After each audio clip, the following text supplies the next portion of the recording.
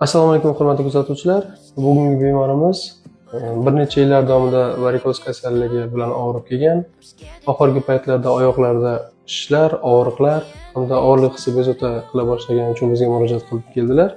Hozirda bemorimizda Doppler tekshiruvi hamda varikoz kengaygan venalarni belgilab olish amaliyotini bajaramiz.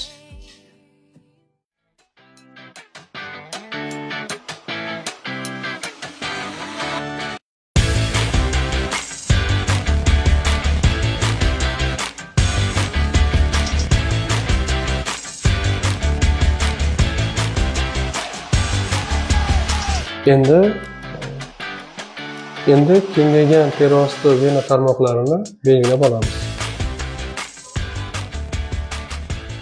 Keyinchalik bu kichik tarmoqlar mini flebektomiya yo'li bilan olib tashlanadi.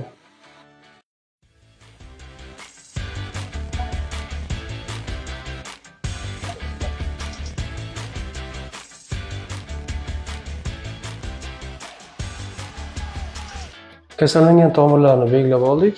Endi bemorimizni jarrohlik amaliyoti o'tkaziladigan xonaga kuzatib qo'yamiz.